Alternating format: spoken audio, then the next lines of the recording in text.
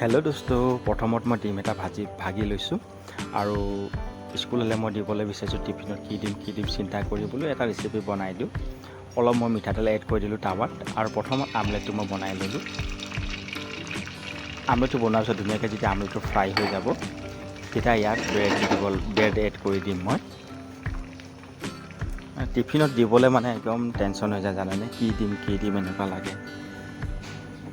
সদায় একেটা বস্তু খাবও নিবিচাৰে, এনেকুৱা অসুবিধা হৈ যায় জানেনে। তো ভাবিলোঁ আজি মই ব্ৰেড আৰু আমলেট এটা ৰেচিপি এটাও হৈ যাব আৰু তাক টিফিনত মই বনাই দিম। তাৰপিছত ধুনীয়াকৈ আমলেটটো ফ্ৰাই হোৱাৰ পিছত এতিয়া কি কৰিব, ব্ৰেড ধুনীয়াকৈ মাজত এড কৰি দিম। এনেকৈও খাই ভাল লাগে, বেয়া নালাগে। আমলেটটো ধুনীয়াকৈ ফ্ৰাই হ'ব দিব প্ৰথমত, নহ'লে কেঁচা থাকি যাব। এতিয়া মই ব্ৰেডটো ধুনীয়াকৈ দিছোঁ।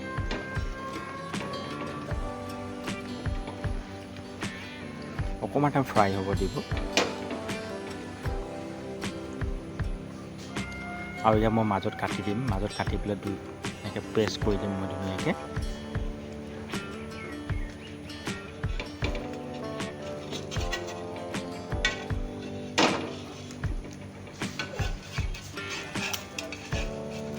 ধুনীয়াকৈ এনেকৈ প্ৰেছ কৰি দিব লাগে। বাছ এনেকৈও দিব পাৰে বা উল্টাকৈও দিব পাৰে, যেনেকৈ হ'লেও দিব পাৰে, একো নহয়। এতিয়া ধুনীয়াকৈ টিফিনত দিব পাৰিব।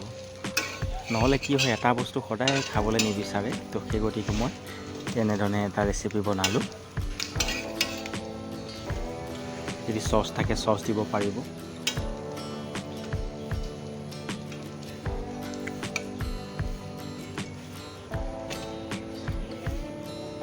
ব্ৰেডটো মই ধুনীয়াকৈ ফ্ৰাই কৰি ল'ম উল্টা কৰি পেলাই, কাৰণ অকণমান ব্ৰেডটো ফ্ৰাই হৈ গ'লে তেতিয়া খাবলৈ অলপ টেষ্ট হয়।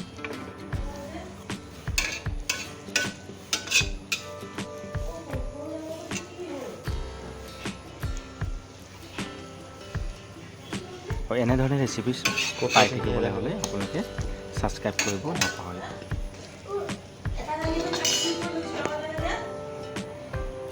এতিয়া মই টিফিনত এড কৰি দিলোঁ। যদি টমেট' চচ আছে ওপৰত দি দিব পাৰিব। মোৰ তাত চচ নাছিলে, তো এনেকৈ মই দি দিলোঁ আৰু খাবলৈ ভালেই হৈছে বুলি কৈছে, বেয়া হোৱা নাই বাৰু। ৰেচিপিটো কেনেকুৱা পালে কমেণ্টত জনাব নাপাহৰিব। আজিলৈ ইমানে। জয় আই অসম।